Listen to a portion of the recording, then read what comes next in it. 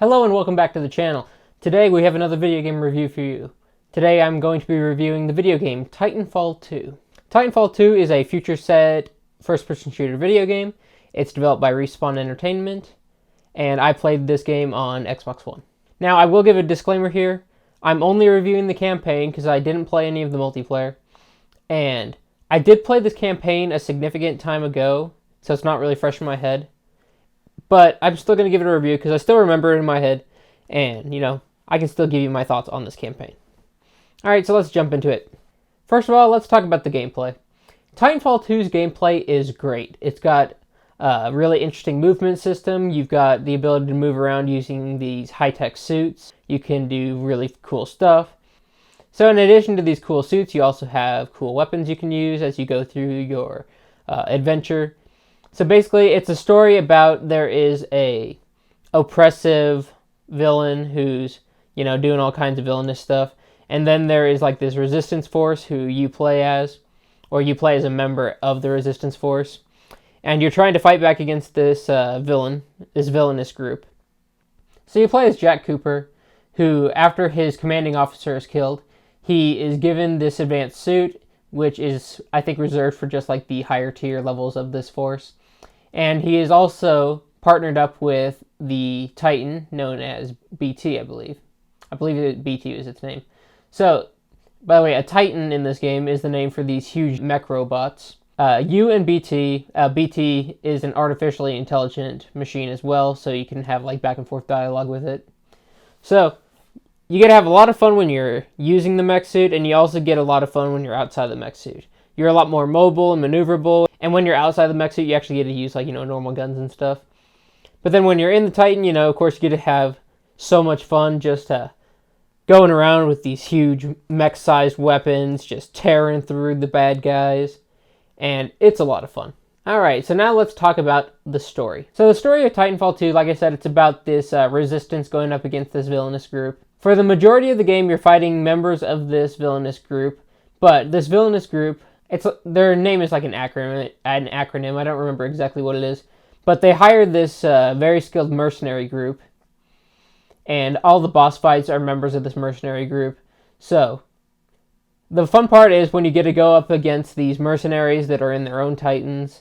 And by the way, there's different classes of Titans, each with their own special abilities, which I think are called cores.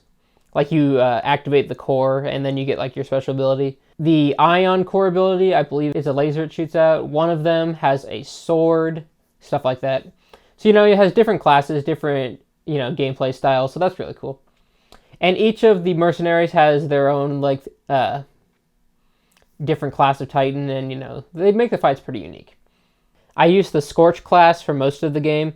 That's the one where you can shoot out these gas grenades, and then you can use this other ability to ignite it into a bunch of fire. You have a force field to work with as well. And there's also a move where you slam down on the ground and you just send a wave of fire at people. Man, it was a lot of fun.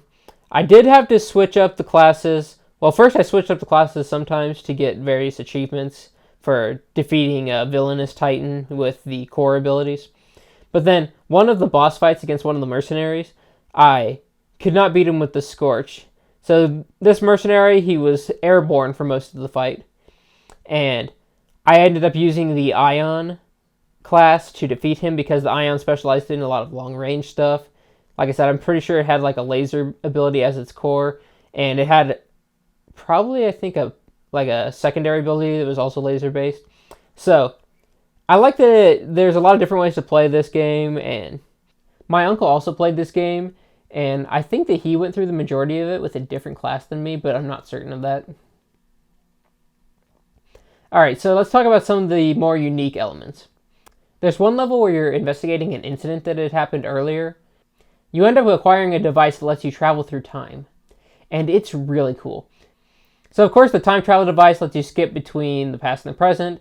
This is useful if you reach an area that's blocked off by some debris. You can time travel and then it might not be blocked. Then when you go to the past, the facility is actually occupied by the bad guys. So you can do some interesting things when you're fighting those bad guys. So one thing you can do is if you're in a firefight with them, you can actually just time travel back to the present and you'll disappear. But there's a little kind of it kind of looks like a hologram of the person, but it's actually just showing you where they were in the past. So what you can do, you can like sneak around the hologram, time travel back to the past, and you can take them out that way. It's actually kind of funny. If you listen closely, you can hear the bad guys say stuff like, he's using some kind of cloaking device. And I'm like, no, I'm actually just time traveling here. There's one cool part where you're jumping down this like it's like an area that has a bunch of fans in it, and you have to basically time travel rapidly like 4 times to get through it, because you like jump through and there's some debris, so you time travel back to the past, then there's a moving fan, then you time travel back to the present, and there's like fire coming out of a gas pipe or something like that, and then you time travel back to the past again, and it's got the fan. So that was a really cool part. And then the cool thing is, once you get back into the mech suit, you can actually still use the ability. But anyway, in this mission, you actually learn what the bad guys' plan is. They are building a very dangerous machine that they are planning to, use for their villainous purposes. So, of course, your character goes on a quest to take them out. Now, here's one of the interesting parts about the finale. So, the final boss fight is actually against this character named Sloane. She's actually a pretty cool boss fight. I think she was also using the Scorch Titan that I was using. Sloane is actually not the leader of the mercenary group. You actually don't end up fighting him, and he actually ends up escaping, the leader of the mercenary group. There's also another villain who is shown, the leader of the villainous group who hired the mercenaries. You don't get to fight him either. Since you don't get to fight either of those, they're kind of setting up a sequel, which I would play at Titanfall 3. That would be a lot of fun, I bet. There is an interesting final sequence after you beat Sloane, which I'm not going to spoil it too much here. Let's go ahead and talk about some of the other aspects of this campaign that I really enjoyed. The set pieces were really cool. There's a variety of locations. Sometimes you'll be like on moving aircraft. Sometimes you'll be in high-tech facilities. Got that blockbuster action that you'd want from this kind of game. I also like that they brought back... So, I played some of Titanfall 1's multiplayer, and one of the things I thought was really cool was the knife that you could use to hack into stuff. They did bring that back in this campaign, and that was pretty cool to use. There's also a lock-on pistol, which I think was in the original Titanfall, that you get later in the campaign, and that was really cool too. Because I remember I read through like the achievement list before I started playing, and one of them was like take down 3 villains while sliding. And I was like, how am I supposed to take down 3 villains in one slide? But then once I got the lock-on pistol, you just lock on to 3 people, slide, and you take them down. I think there's like a similar thing for wall running. And then, yeah, so the lock-on pistol is really cool to use. And BT was actually a pretty cool character, like the mech suit, the AI-controlled mech suit.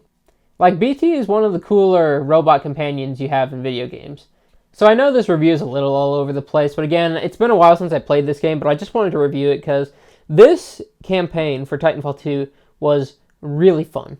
Titanfall 2 can really hold its own against other first-person franchises such as Halo and Call of Duty, and it was really fun. It's not the longest campaign. I beat it within 1 day. So yeah, I really enjoyed playing Titanfall 2's campaign, and if they do release a Titanfall 3, I'll probably play that too. Thank you for checking out the video. Feel free to like and subscribe if you feel like it, and have a great day.